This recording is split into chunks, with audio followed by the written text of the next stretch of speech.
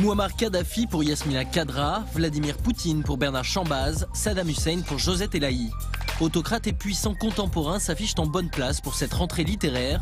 Qu'est-ce qui fascine les écrivains dans ces figures autoritaires? Entrée Libre est allée à leur rencontre pour comprendre comment et pourquoi mettre un despote en fiction. Bernard Chambaz a choisi de mettre en scène un homonyme fictionnel du président russe Vladimir Poutine qui se serait lancé dans une biographie de son célèbre double.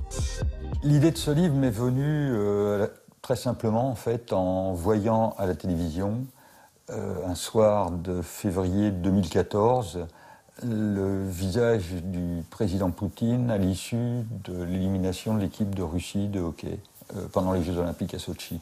Et dans ce regard, j'ai perçu toute la tristesse, une forme de désespoir. Il était vraiment déconfit, dépité, et c'était un regard d'enfant. Dans les dernières heures du Raïs, l'ancien officier de l'armée algérienne, aujourd'hui romancier à succès Yasmina Khadra, nous entraîne à la première personne dans les moments qui précèdent l'assassinat de Kadhafi et la chute du régime. L'histoire, moi je l'ai construite dans ma tête depuis l'exécution, depuis le lynchage. J'ai décidé ce jour-là d'écrire quelque chose. Il fallait lui donner la parole. Moi je n'aime pas que la justice soit disqualifiée. Depuis toujours, j'ai considéré Kadhafi comme un personnage purement romanesque. Il réunit en lui tous les paradoxes du caractère humain. Il est à la fois quelqu'un qui croit bien faire et en même temps quelqu'un qui fait mal tout ce qu'il projette de faire. Quelqu'un qui était persuadé qu'il était aimé alors qu'il était détesté. Lors de cette rentrée, nos auteurs proposent des récits renseignés, précis et nourris d'une expérience personnelle, comme dans L'ombre de Saddam de Josette Elahi, enseignante en Irak entre 1975 et 1980. Pour moi, Saddam Hussein, c'était l'homme fort du régime, il était toujours là.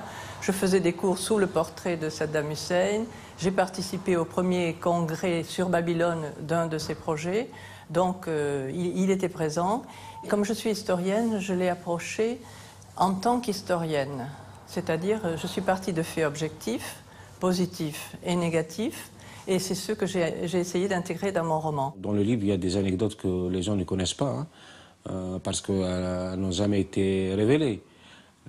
Mais j'ai eu la chance d'avoir des amis au début des années 80, quand j'étais en Russie, des amis, des officiers libyens, qui de temps en temps me racontaient pas mal de choses, surtout quand ils étaient ivres.